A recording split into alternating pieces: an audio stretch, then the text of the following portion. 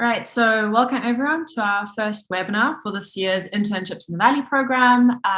In the slide, you have an overview of what's on the agenda today. And as you can see, it's a very packed session. So before we begin with our very busy agenda, we'd like to kick off the session with a few poll questions. So the first question should come up now. There you go. So the question is, what's your current academic status? If you could answer that. And then the second one is, when would your internship ideally start? And then the final one is, have you ever been to Silicon Valley? We'll give it a bit of time for everyone to answer. All right, so overwhelming majority is 92% master's students. Four people are recent graduates, which is cool to hear. And at the moment, it's quite a spread when it comes to internships start dates. It's spread between all the seasons, but summer is the majority at the moment. And 5 out of 74 people have been to Silicon Valley before, which is quite cool. All right, so the poll is ended. So yeah, welcome master students, majority, and welcome one PhD student. And everyone else. I know there's also a university coordinator here, welcome. And when would you ideally like to start? It's a very good split, which is also nice because we do have a flexible start date. And have you ever been to Silicon Valley? 69 of you, great. 69 of you said no. So this will be a very, very cool experience for you if you do join our program. All right, so let's get going. So I will start the session today with an opening from our current Consul General of the Netherlands in San Francisco, Duijndam. So he wasn't able to join us here today live, but he recorded a video for us, which I will play now.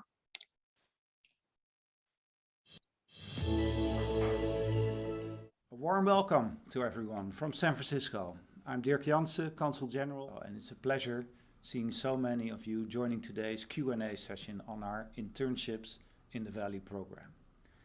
After a pause due to COVID and travel restrictions, we are excited to roll out our program again and are looking forward to welcoming you soon in the beautiful Bay Area.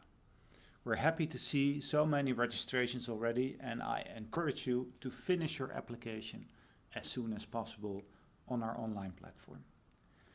Internships in the Valley is a unique program as it cherry picks the most innovative, entrepreneurial, resilient and academic students from the Netherlands for the internship of a lifetime. Our consulate teams up with all VZNU research universities and vetted talent partners in Silicon Valley. Our program managers, Michel Barbour and Eva Jansen at the VU in Amsterdam, collaborate closely together with our colleague Deborah van den Brande at the consulate to guide you through the process. They will answer your most pressing questions during today's webinar and are planning follow-up sessions in the weeks to come. I would like to thank all of our partners in getting the campaign for next year's edition rolling. First of all, the international coordinators at all participating universities and the VZNU for spreading word to all of you. Secondly, the talent partners who are happy to work with us despite all of the uncertainties COVID has brought their way. And lastly, you, our future interns in the Valley, for your enthusiasm and interest. We hope to meet you in 2022 at one of our Holland in the Valley events and wish you the best of luck with your application.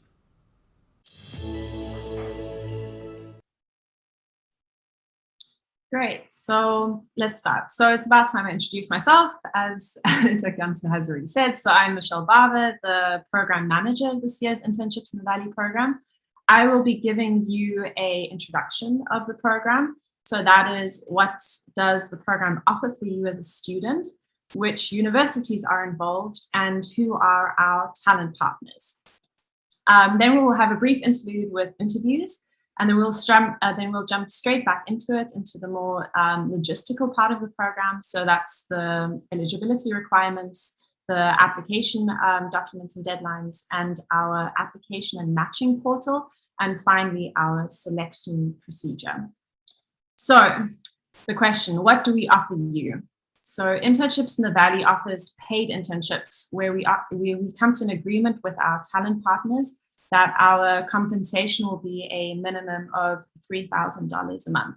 It's important to note that this compensation is only a minimum, and it ultimately depends on what your role will be and what type of company you will be interning at. You'll also ultimately be negotiating your salary at a later stage. So we offer a tailored matching procedure where we personally review your application and propose your profile to multiple talent partners that we think fit best to you. We offer assistance with visa applications and pre-departure preparations. And finally, the program is affiliated closely with the Dutch Consulate in San Francisco. So we will be providing you with ample networking opportunities throughout your stay. The program is affiliated with the following Dutch research universities who are part of the Association of Universities of the Netherlands, so the VSNU for short in Dutch. These are our talent partners that we have currently worked with in the past. But it's very important to note that we are continuously expanding our portfolio, particularly now that our application has launched again. So if you are interested in a Bay Area company that is currently not on our list, then please feel free to contact us, and we can see whether we can include them as a partner for our program. So now I'm slightly early, but maybe Deborah can jump in. And these are our two guest speakers for today. And I will now hand over the mic, so to say, to my colleague Deborah. Thank you so much, Michelle. So we have two wonderful speakers lined up here today to share their experiences with working with interns from the Netherlands, or their experience having been an intern from the Netherlands in Silicon Valley. Our first speaker is Adriaan Kroon, CEO and co-founder at Serengeti. Adriaan is part of the talent committee of Internships in the Valley, so is very, very closely working with us and has been providing a lot of counsel in the past. And he's also worked in numerous roles with Dutch interns or interns from Dutch research universities. So maybe first and foremost, Adriaan, welcome this morning. It's very early here. Thank you for making the time. Thanks, Deborah. I think, yeah, we're sitting a few blocks away from each other still remotely, but yeah, and thanks for everyone for attending and your interest in the program. Thank you, Adriaan. So Adriaan, you have been working with interns from the Netherlands or from Dutch research universities in the past. How has that experience been for you? It's been very good. We actually hired one of the first interns for a fintech company from the VU. He was a full stack engineer last summer for us. And yeah, we had a great experience with him, and we're looking to hire him full-time when he finishes his master. Great, that's wonderful to hear. And Adriaan, what kind of skill set or what kind of culture do you think Dutch interns bring, or interns from the Netherlands bring to Silicon Valley-based company? What makes them maybe unique or stand out compared to potentially other interns? Yeah, I think what is good to highlight, actually, because I am talking about a software engineer here, is that we're looking for all kinds of skill sets. So also in business development, product management, other kind of more data backgrounds where folks might bring more synthetic biology or other research experience.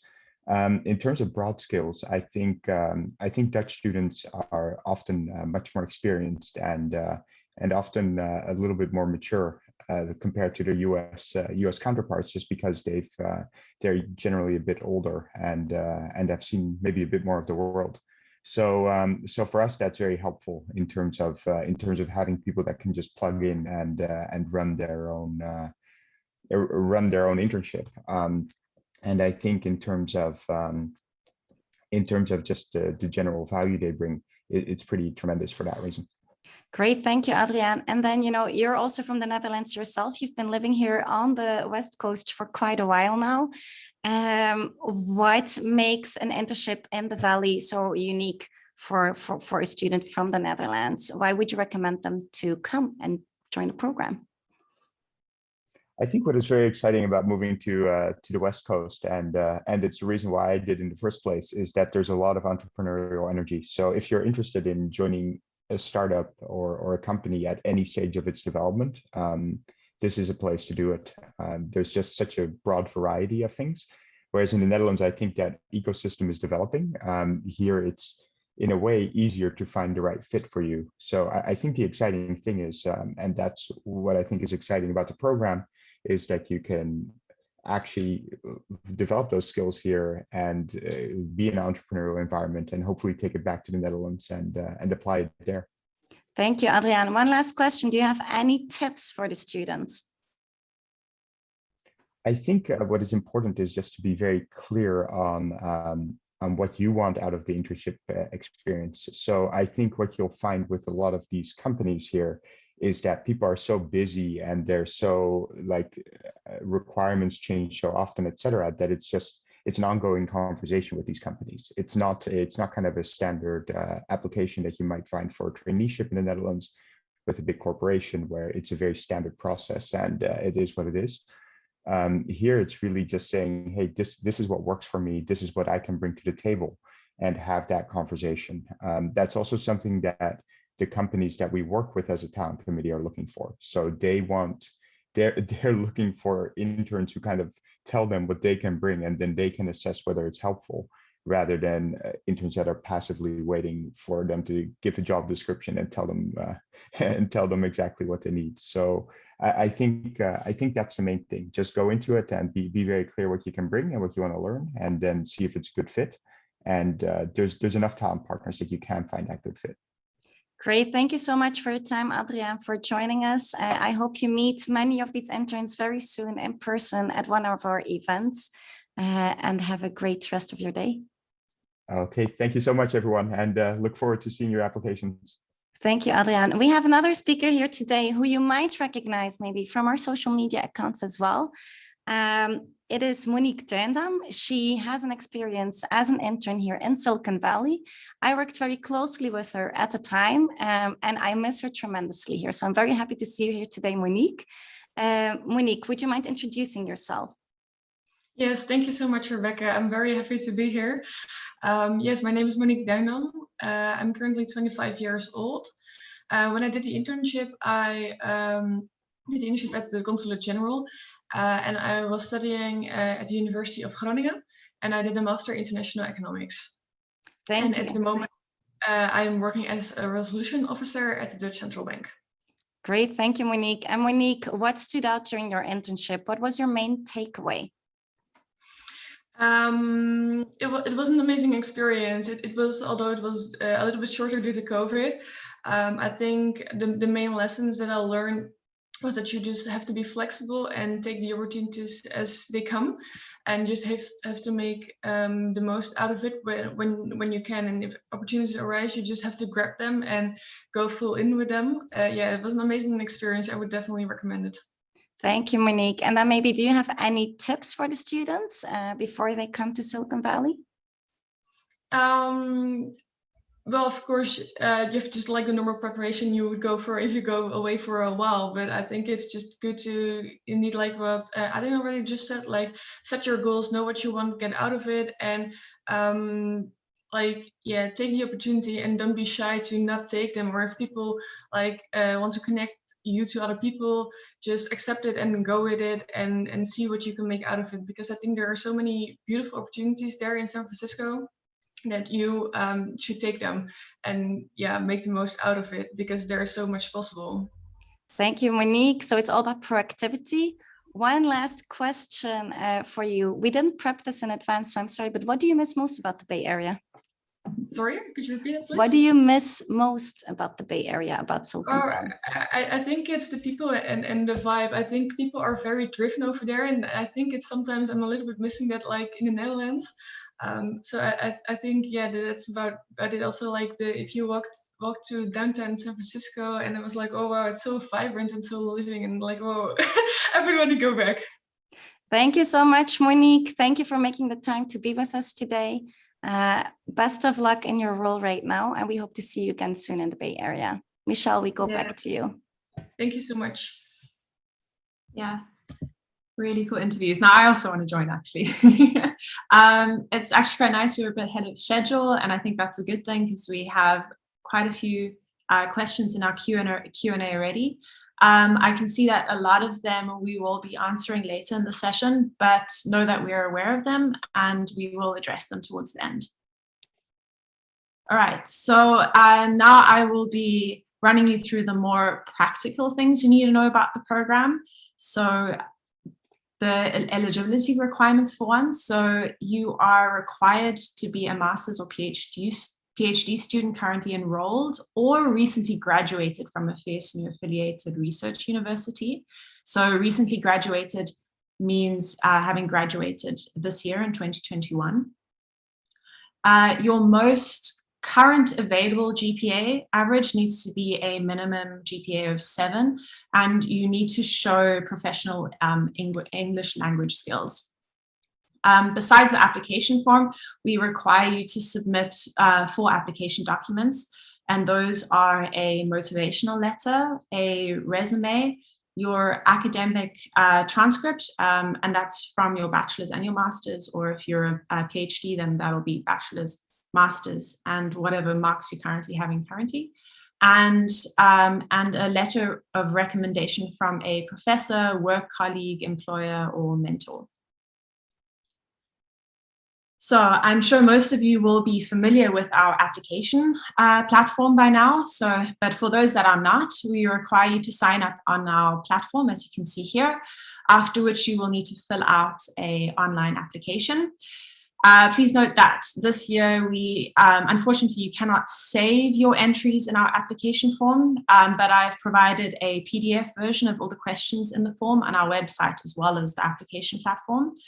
And finally, you have access to a dashboard where we regularly post announcements and to-dos for you. And later on, this same platform will be used for our matching procedure, and our talent partners will also be able to view your portfolio or your profile rather on this platform. Our selection procedure works in stages. So first we need to approve your application, which we are aiming to do about every 2 weeks. After the application deadline on the 1st of November, we will begin the first round of selections. And it's very important to note here that this does not guarantee you a position in the program, unfortunately, because now we start the matchmaking process where we propose candidates to our talent partners. In this stage, you will need to resubmit company-specific resumes and motivational letters and prepare for various interviews. But once that is done, we can officially congratulate you on being a Holland in the Valley Fellow, and you are ready to start your internship. And just to give you a taste of what our 2020 program numbers looked like, this 2020 program unfortunately didn't run to completion because of COVID-19, but we shared 137 applications with 16 companies. And in total, 84 candidates were proposed and 33 interviews were held at 8 different companies. And this was, at that time, still a small program. And this year, we're expecting it to be substantially larger.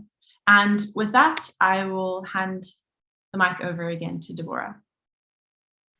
Thank you so much, Michelle. I also see so many questions already pop up in the chat. So thank you. Keep them coming.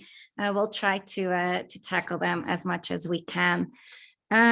So basically, maybe Michelle, so basically with regard to COVID-19, we do have a few minor updates, actually. The program was paused based on travel restrictions, and also, of course, based on the international pandemic that we have been facing. At this point, it is possible again to apply for a J1 visa. It is also possible with an approved J1 visa to travel to the US if you're fully vaccinated. But these regulations could change over time. So when in doubt, always reach out to us first to have the latest And we will refer you back, of course, to our colleagues at the US Consulate and Embassy in the Netherlands who are in charge of the US travel policies.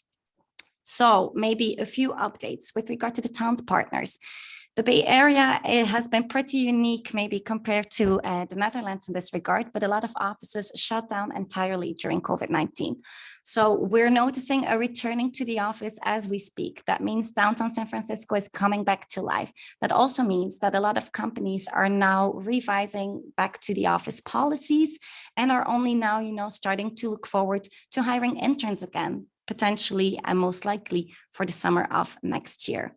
So the majority are looking for summer internships, and they are also working on very particular policies and protocols, for example, being masked inside. A second update that I'd like to share with you is, vaccination. If some of you have or have not yet been vaccinated, this might have an influence also on travel restrictions. We don't know yet what the world is going to look like in 2022, but bear that in mind. It might also be that your company or where your company is based might have particular vaccination requirements. So don't be surprised if at any point, a company asks you about your vaccine status, and also make sure to be in touch with us in advance to ensure that you have good proof of vaccination, that your Dutch vaccination status can basically also be used here in the US. Masking is currently still mandatory indoors in the Bay Area.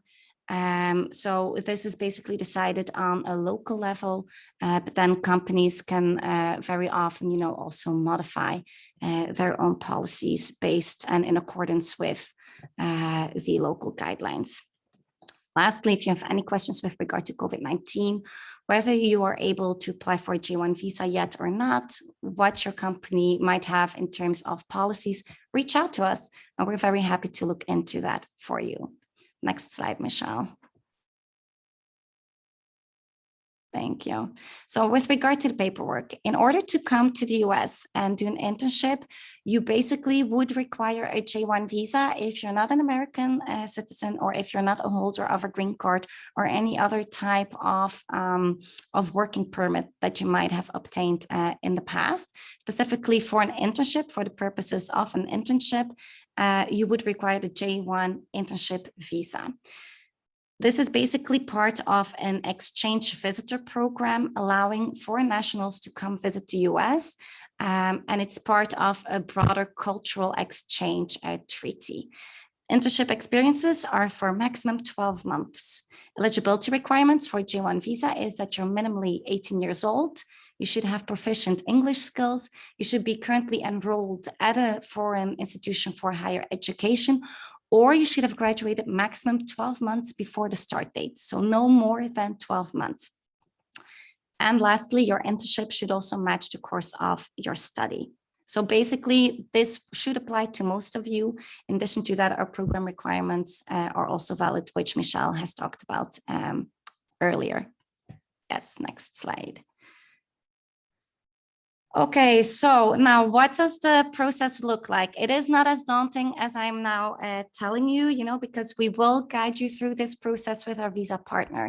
You will first have to take an eligibility test to see whether you apply with the eligibility requirements that I've just mentioned. Secondly, you will need an up-to-date resume according to US standards. We will have a session on that coming up later this month. And you will also be required to bring 2 letters of recommendation from, for example, previous employers or university professors. Then in phase 2, you basically are required to, have your paperwork in good order.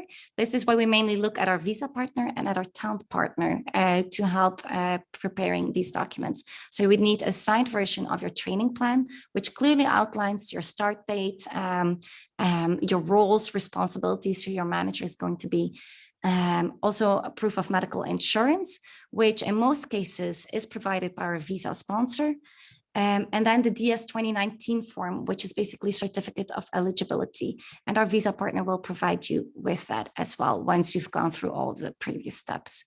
Then last phase is basically that you will need to fill out an online application at the website of the US Consulate in your home country. So for most of you, I assume that will be the Netherlands. Now, after you've done all of this, you're good to go. Next slide. And you can basically go to the interview at the US Consulate. So you would need to schedule that yourself. We require you to bring they would require you rather to bring a printed copy of your visa submitted application, valid passport and copy. Make sure that your passport is valid 6 months after your intended end date, visa photo, and then also, a few payments. I will go into detail about the payments in 2 slides time, I think. A good rule of thumb pre-COVID is, I think, about 2 months before you want to come to the US, have all of your paperwork in good order so you can really start the application process.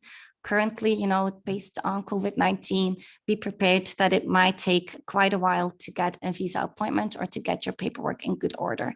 So as soon as you can, start the process. That is our main tip. Next slide. And by no means come to the US without the proper documentation. That is really, really important. And that's also something as a program that we really want to stress at this point in time. Then costs involved. Basically, our partners will take care of the visa cost and the processing fee. So that is our talent partner, the host company. And then health insurance is most often provided by the visa partner, or can also sometimes very often be provided by the talent partner itself. Then secondly, there are some minor costs for the intern, him or herself. So you would be required to pay it. It's about $220 for the CVIS fee to set up your interview at the consulate and the paperwork you need in advance to do that. And then the actual appointment fee is $160. If you haven't obtained your passport yet, this is your main to-do for this week. Schedule an appointment, get your passport. You might have some minor fees with that as well. And then pre-arrival, this is something to maybe schedule for a bit and plan for, is that you should be aware that rents are about $1,000 to maybe $1,800 a month for a room in the Bay Area. So you need first month rent, and then also maybe the first month deposit, which is the same amount very often, and then also return flights. If you have trouble planning for that, scheduling for that, then please do reach out to us because we do work with a few partners that might be able to help you out financially as well. So definitely don't be shy to reach out to Michelle or me. Next slide. All right. Thank you. Sorry about that. There was some hitch. Can everyone just confirm that they can still see all the slides correctly? Because someone had submitted that they can't see the full slide view. Okay, maybe you can just put in the chat, but otherwise, okay, all good, perfect. Well, then I will continue. So in the Eventbrite event, you could submit your questions, and we selected a sub-selection of these questions that fit for a more general audience. And so before I begin, I just want to make sure that I am aware of all the questions that you asked, so we are aware of them. And we will answer all the other more specific nitty-gritty ones after today. But with further ado, we'll start with our questions. So the first one is it possible for non-Dutch and non-EU students to apply for the program? I also saw that question popping up in the Q&A. And the answer is very simple. It's yes, all master's and PhD students from Dutch universities can apply. That does include non-Dutch and non-EU students. The next question that I've also seen come up quite a bit, can I write my thesis during my internship? So there is a possibility for you to write your thesis while doing your internship, but you need to keep in mind that in the US, interns are usually perceived as a full-time intern. So if you plan to base your thesis topic on the company or internship you will be doing, this must first be approved by your thesis supervisor and accepted by the company before departure. Next question. So can I take the internship as part of my curriculum? Potentially, but this must again be determined in agreement with your university and the internship company. In short, we're not expecting this to be the norm. So please contact your thesis supervisor or student advisor at your faculty beforehand. And if you are a match with the company, they're most likely to be flexible to adjust your role so that you can that they can fit with your curricular requirements. But we need to know this well in beforehand. And then next question, so what is the start date and duration of my internship? So the start date, duration, and the monthly income of your internship will vary. These aspects are made in agreement directly between you and the host company. So some companies offer summer internships of a maximum of 3 months per se, but most companies will be open for internships that are for longer. So it's important to note that the maximum is 12 months, since this is a maximum requirement for the J1 visa. That's the maximum that it allows. Then I will hand over to Deborah now, who I think is furiously answering all the other Q&A questions. Yeah, thank you so much, Michelle. Basically, what type of interns are talent partners looking for? They are really looking for somebody that also has a cultural fit with the company. So they're not only looking at, skill set, but also really at mindset. Are you resilient? Can you work autonomously? If your manager asks you to prepare something, can you get started on that? Or if you don't know how to, do you dare to ask that question? I think it's all about really fluid communication here in the Bay Area. It's about proactivity. It's about not being shy when you do have questions and check in with your manager. And it's also to see whether, you are a bit resilient and whether you do bring also the skill set that they ask for a particular position, or that might fit their company at that point in time. So positions can also be a bit more tailored. Be also aware that we are talking about internship positions, not about job positions. So there is a compensation involved for the student, but you are not replacing American workers. You are coming for an intercultural exchange experience. Yes, Michelle. Would the internship be in person or remote? We received this question in advance as well. That's an excellent question, actually. So last year we did a soft launch of a few virtual internships. Some actually in the Bay Area, some at the time also in the Netherlands, because unfortunately we had to pause the program. Now, virtual internships were definitely also very successful, but we are really working towards in-person internships. So everything that we do now, everything that we've explained now is really with regard to in-person internships that we are anticipating to actually be happening still in 2022. So fingers crossed, but it is looking that way right now. Michelle. What would the internship day-to-day be like at each company? Also a very good question. Depends on the company. Whether you work at a very small startup or at a growth company, or you work at a multinational, will have very different mindsets and very different managing patterns as well. We do require our talent partners to take the time to manage and mentor the interns. We do vet them thoroughly. So we do site visits in advance as well to see that you will be in a safe and productive working environment. And it is also important to know that, day-to-day experiences, you will probably be working about 8 hours a day, maybe 7, but most likely it will be about 8 hours a day. You will have a lunch break. You will be able to enjoy also Cali life after your work. Overtime is not very standard for internships here in the Bay Area. But you will be required, to be flexible in terms of meetings and also juggling independent work at the same time. Also, it depends a bit if you're a lab student, if you will be conducting lab research, you will have very different protocols than if you're doing, for example, a marketing internship. Just really know that although the Bay Area is very collaborative, make sure not to disclose any confidential information about your company at any point in time. And when in doubt, ask your manager in advance. I think that's important to know. Michelle. Would you help looking for an apartment or a place to stay as well? Good question. So we have created, actually Michelle has created, together with Linda, another previous intern of ours, a wonderful brochure, which the selected candidates will receive closer upon, departure, which entails all of the tips and tricks for finding housing. We do encourage you to either send somebody on site to check out a place before you're actually here, or to wait and find a place once you're really on site. The market moves very quickly here. It's very normal to look for a room less than a month before you want to move into that room. So we do advise you to first do an Airbnb or a hostel for a month before you can then actually, commit to rent somewhere else. Michelle, any things that we have forgotten to address at this point?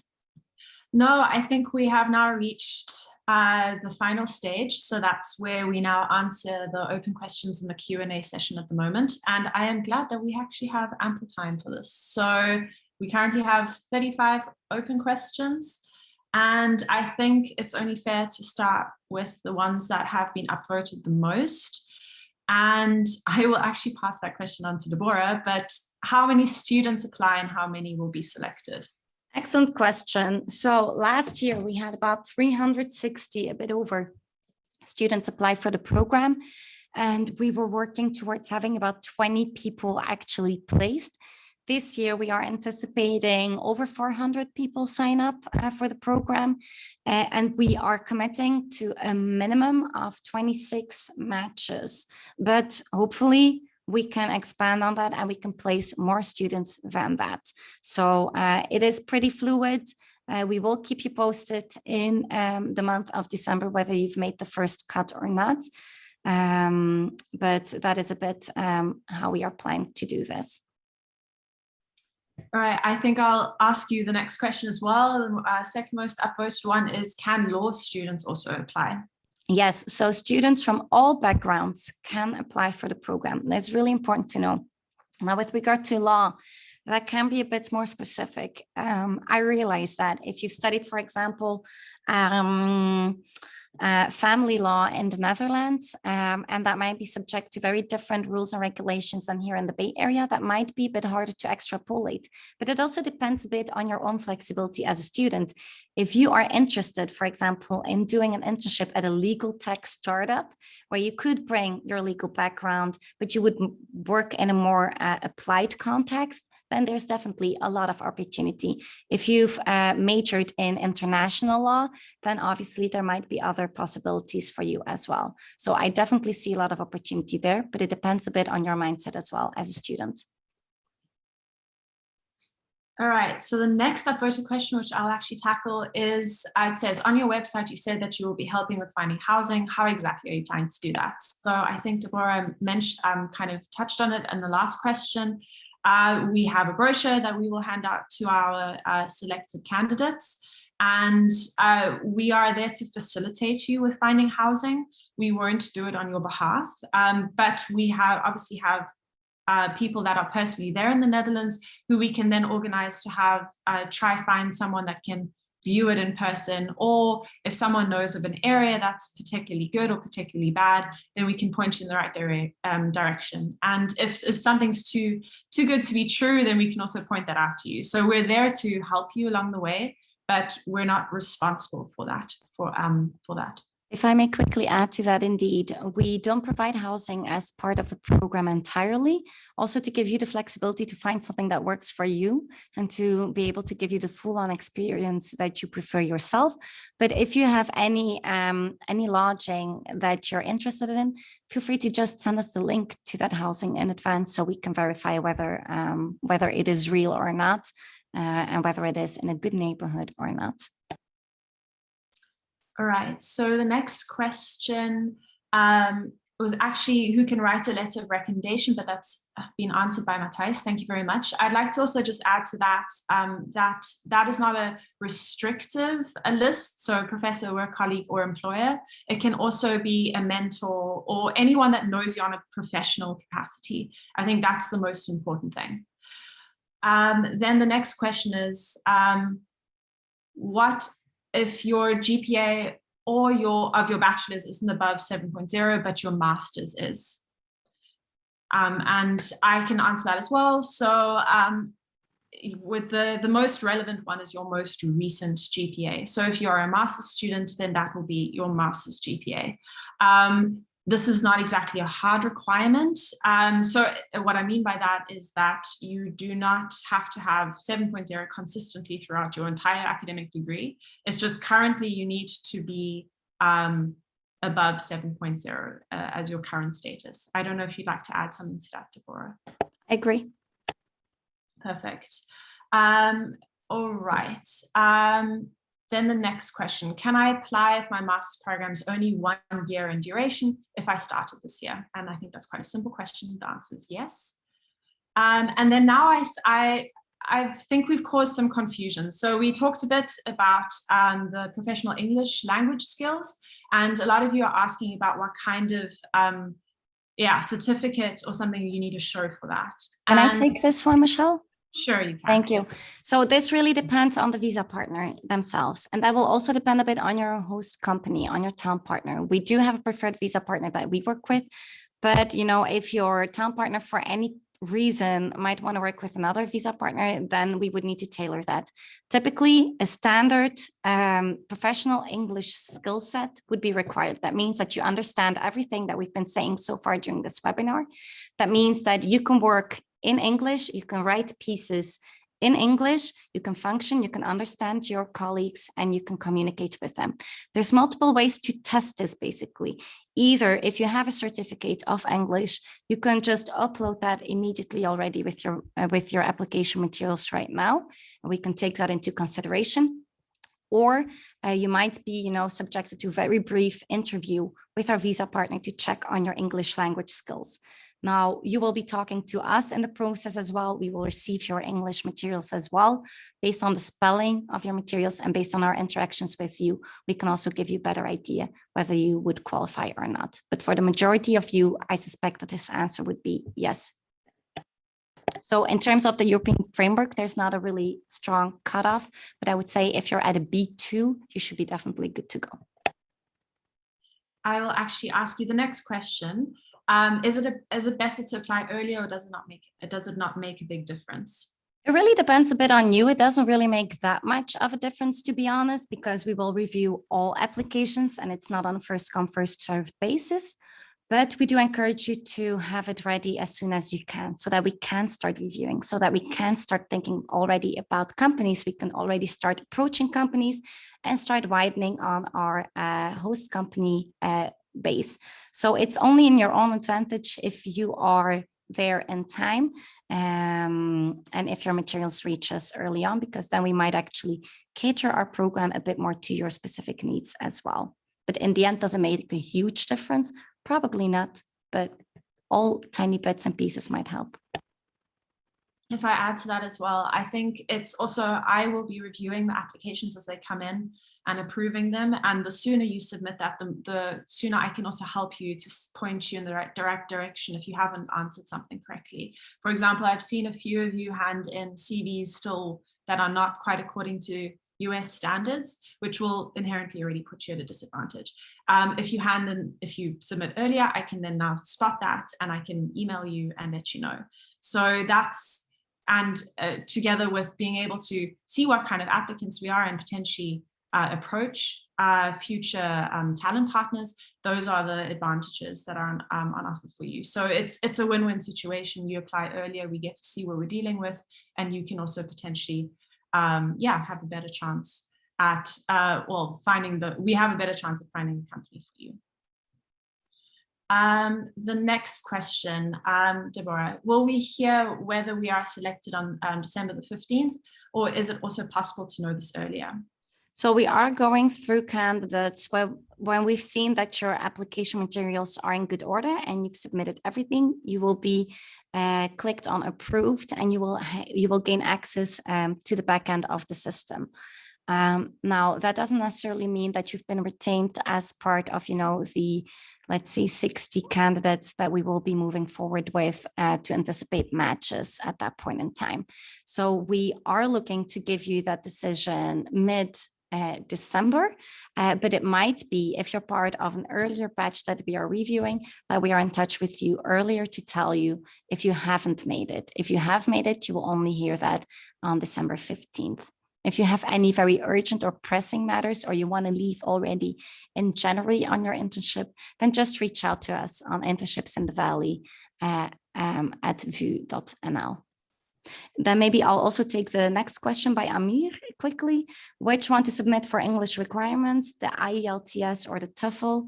Both basically work. There's no really strong requirement at this point. I would say probably the TOEFL is a bit more well known here, but if you have an IELTS form, then definitely also supply us with that one. I'll leave the next question for you as well, and that is, how will you be dealing with waiting lists for visa interviews? So that is an excellent question, and that is hard to foresee right now because most of you will be leaving on summer internships.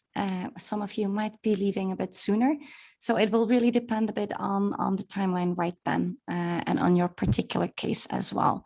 As I said, we would encourage you minimally 2 months in advance to the anticipated start date to get your appointment ready and to get all of your materials ready. If it can be done sooner, then we definitely encourage you to do that. All right, so the next one is so last year I was unable to apply, which was within 1 year of graduation. Can I still apply to this year's program since you reopened enrollment, even though I am past that 1 year mark post-graduation? And I think you can answer that because it relates to the J1 visa application. Yes. So basically, one of the J1 visa requirements is that you're maximally 1 year, that you start within a year of graduation date. So if you're beyond that mark, then unfortunately you no longer qualify as a J1 intern student. You could look into trainee experiences on a J1 visa, but that falls outside of the scope of our project. So maybe you could reach out to your university coordinator and ask them if they know of any other programs that might be able to help you out with that particular question. I also saw another question by Joop. If you start the application process for a J1 visa right now, what is the earliest you can start your internship in the US? Basically, you can't start right now yet because we first need to see whether you qualify for the program. We need to review your materials. So the earliest that we can do that and be in touch with you would be at the beginning of December. So if you really want to leave for an internship in January, that would be cutting it very close. I would say that if you hear back from us mid-December, we can make a match for you. You can start interviewing with your company in January. Hopefully it's a quick process. Then I would say we are looking most likely at start dates in March. For those of you that were part of our previous round and that have reapplied this year, we are willing to make an exception and have you start sooner. All right, then the next question is, what do I do if I don't have an official GPA? So I assume your situation here is if you are recently enrolled as a master's student and you haven't written your first exams yet, then we will look at your GPA for your bachelor's, which you have to submit an application form. But do be aware that in the application form under the master's official GPA, there is a select list option for not available yet, and then we'll take that into consideration. It becomes more important later anyway, if a certain company needs to see it. So I just see you answered there. My bachelor's degree university didn't provide a GPA. Oh, I see what you mean. So it's like the official, I average it out. You can do it yourself. There are different ways to do that, and I do understand that causes the confusion, but I think just getting the general average of all your marks and then submitting that, the select list is a range anyway. So I think that answers your question. Maybe also when in doubt, if you notice that you're part of the exception categories, just reach out to us so we can see how we can best help you. Same also for the question that Pelle asked, are exceptional bachelor students also allowed to participate in the program? It's great to read that you actually have internship experience and you have a great academic record. We will have to see. The cutoff for us is mainly master's level because of the skill set that you then also can bring to the company. But if you have a lot of other experience, and we do notice a good match within our talent pool, then we might be able to retain you. But I'm going to be very honest, we will prioritize master students. But when in doubt, just apply. Then another question is, so only 5% get selected if your GPA is smaller than 7.5, do you even get a chance? And there I must emphasize that marks here are not the focus.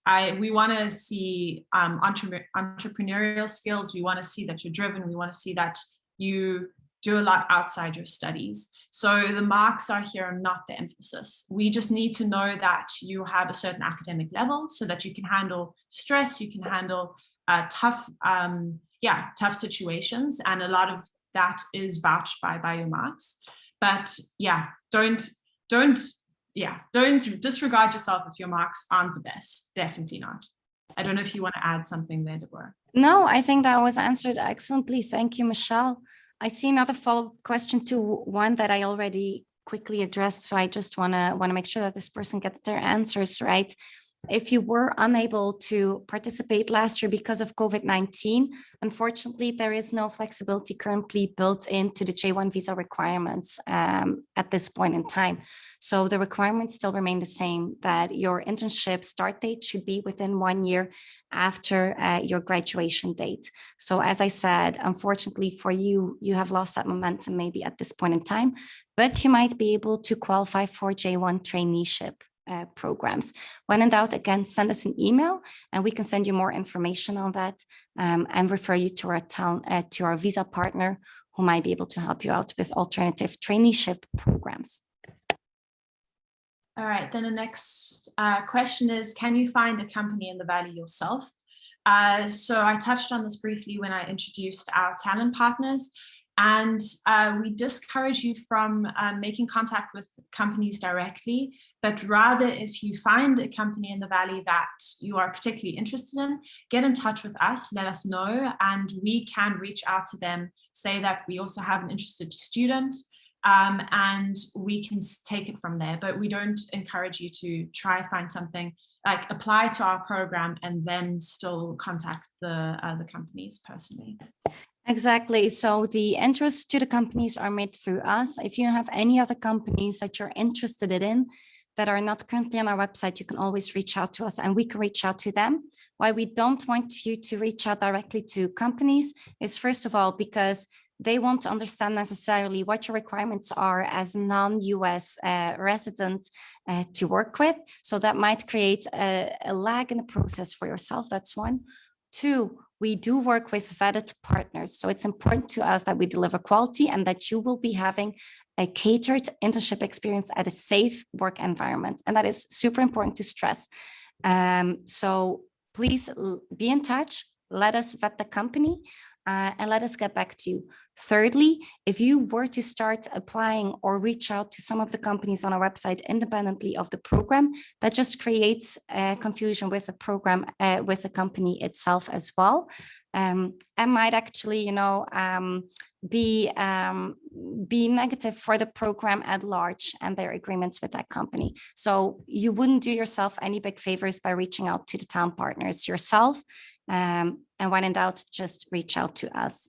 Maybe one other question that I see is, what do I do if I graduated more than a year ago from one of the Dutch universities, but I have done an additional master's in another country? So I just graduated a week ago. Technically, you could apply for a J1 internship, but for our program specifically, we require that you haven't graduated from a Dutch research university or you are currently enrolled at a Dutch research university. And the graduation date should be either, upcoming or maximum 1 year ago, because the program is also co-funded and supported by the Dutch research universities. So unfortunately, if that is not the case for you, then you could look at other alternatives for a J1 internship. All right, then the next question about the application forms. So the question is, I have contacted multiple people for the letter of recommendation. Can I submit multiple letters? So at the moment, I would say no. You decide which one is most valuable for you. If you make the selection procedure, you will then have to tailor letter of recommendations per company, in which case those can then come in handy. So I wouldn't say disregard that thought entirely, but I ask you to select one that best represents your application. And later on, then we can see. 2 questions about life in the Bay that I see is, are there any housing options to live with more students or people who are doing internships? And will there be a community with people who are doing the same? Yes and yes. We often see that interns find housing together. There's a lot of Facebook groups or other online fora that are also included in our magazine for you to check out. You will be put in touch in advance with the other students as well that have been selected for the program. So you can exchange experiences, you can learn from each other, you can join up. We will also create a WhatsApp group for the students that are currently in the Bay Area. And we will also organize networking events specifically for you, and also fun activities, for example, a hike or cultural activity. Plus, you will be part as a Holland in the Valley fellow of the Holland in the Valley network, which is a really vibrant ecosystem here, connecting the Netherlands with Silicon Valley, including business people, including academia, including students. So there will be tons of activities for you to join in. And we will most likely also see you here at the consulate then. So you will be able to enjoy this view from firsthand. Another question that I saw is, I've had a couple of people say that 3K is not enough every month to live in the Bay Area. Any comment? Good question. 3K we do require, we do think is the absolute minimum. Maybe 2,500, I would say, is the absolute minimum. It depends a bit on your housing criteria and standards as well. Depending on where you look, you can actually find a really good room for about $1,200. I've done that myself for years here with roommates, but be prepared that you will most likely be required to live with roommates and you will be living in a shared environment. But if you have that cost, and then also if you eat out all the time or you do take out all the time, that adds up big time. If you cook a bit yourself, that definitely saves you a lot. So I would say it depends a bit on yourself, but with 3K, you can make it comfortably if you watch out a bit what you do. But we have a really good breakdown of costs in our magazine as well for you to consult once you've been selected. All right. Are there any final questions that you think we need answering?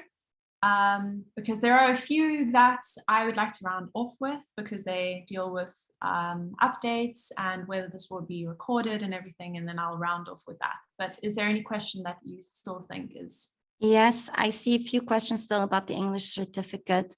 The date doesn't really matter on your certificates. When in doubt, just upload your documents.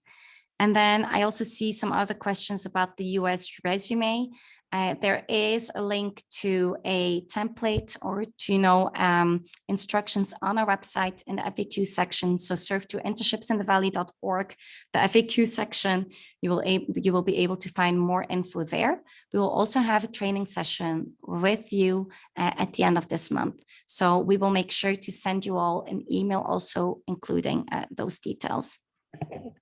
All right, then I think then actually there's another question that's popped up, Deborah. What are the options for finance students? And that was actually another question that a few of you had asked. Yeah, also great question. I'm loving this. Keep them coming for me. I don't mind it at all. Finance students, yes, also very interesting profiles. Depends a bit on your specialization as well. If you're really specialized, for example, in Dutch tax treaty structures, then that might be a bit more difficult to extrapolate. but I would assume you have a pretty well-rounded knowledge of financial instruments and financial institutions. Then it also depends a bit on where you're interested and willing to work. We hold excellent ties with a few very well-known banks here in the Bay Area. Silicon Valley Bank is actually one of the Hunt in the Valley partners. So depending on their hiring at that point in time, that could potentially be a very interesting option. They're really one of the most interesting banks when it comes to, collaborating with startups here. Or the fintech industry itself might also be of importance and of relevance to you. Silicon Valley has a huge fintech community, and one of the Dutch companies that have been doing really well here that you all probably also know is Adriaan, that we've worked with in the past. But there's also a lot of opportunity with other companies. So it depends a bit on your profile. When in doubt, apply.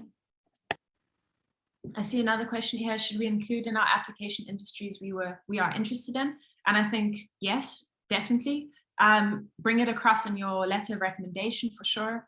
And because this gives you a feel of what you want to do and how we can tailor it for you. And then I see another question of where can I submit a preferred company? Send us an email, and then we can take it from there for sure. And I'll quickly, one last thing is I also saw a question of the companies listed on the website currently. Those are past talent partners from our previous program, and we're busy updating those at the moment. So where the descriptions are of the exact specific description of the internship, that will still be updated in the next couple of weeks. So just be aware of that. Yeah, these are there to give you an idea of what type of companies we have worked with in the past. But because of COVID-19, a lot of companies will really start to make decisions on their intern hires in the months to follow. So that's why we don't have all of that information currently on our website yet. Then two more questions that I think are definitely important to tackle is one by Mohammed, who asks, do you suggest this program for experienced students who have already worked in companies? Yes, Silicon Valley companies are really looking also for skilled students, not only academically, but also that have internship experience, that know how to behave in a professional setting. So when in doubt, definitely apply for the program if you are eligible and if you follow the requirements. So definitely good question. Another question that I saw is, does the program also assist in the visa process if a student already has found an internship by him or herself? In that case, please reach out to us if you'd like to be part of the program. I would say typically we do the business development and we take care of the agreements with the company. But if your case really falls within the scope of our program, then we could see if, and if you're selected as one of the batch that rolls over, you could maybe also be part of the program. So when in doubt, again, reach out to us so we can review your specific case study. But typically, I would say we start with the company outreach and take it from there. Michelle, back to you. All right. Should we start rounding off? I'll ask you a question. Yeah. All right. So I see there are lots of questions. We will save these and I will definitely post these in our application platform later. We'll answer them all separately in case you missed them. There were also questions of whether this will be recorded and whether these slides will be made available. Yes and yes, the slides will be made available on our application platform, and the recording will also be posted as soon as possible. And there was also a question about signing up for updates. So yes, we have a newsletter that you can sign up for. It's essentially, we get your email address, and as soon as we have something relevant to share with you, we share that. That can be, you can sign up for that on our website. And if you are wanting to do an internship in 2023, I also saw that question pop up, then it makes more sense to sign up for our program next year. This is going to be a yearly thing. So yeah, but please do sign up for our updates so you can stay in the loop about what's happening, and then, yeah, become familiar with us, and then you will, yeah, definitely, yeah, have a good opportunity in the next academic year. All right, so with that, I'd like to call that a wrap. Thank you for all your questions. It was a really good turnout, and I'm sorry if we missed your questions now, but we will be answering them, no worries. And if you still have an urgent question, please send us an email. You can see it in the slide below, and then, yeah, subscribe to our newsletter. Start your application, please. And remember that the deadline is for the 1st of November, and follow us on our socials. All right, Deborah, any last words? That's it. I think we've tackled them all, actually. Okay. So, yeah, thank you so much for asking these questions. Keep them coming. Send them to Internships in the Valley at VU.nl, or reach out to us on social media. We are very present there, so don't hesitate to ask your questions. And we look forward to receiving your application. Maybe one last word on my end. We've seen a lot of you sign up on our online platform, which is great. But we encourage you to also finish your application there in time. So make sure not to forget to fill out all of the questions and submit your application well ahead of time. Thank you. Michelle, very last word, back to you. That very last word is, this is not the end. We will also be having, in 2 weeks' time, we'll be having another webinar session more related to how to polish off your application. And we're also planning a final event after that as well. So stay tuned. Please subscribe to our newsletter so we can keep in touch with you. And yeah, thank you so much for joining. All right.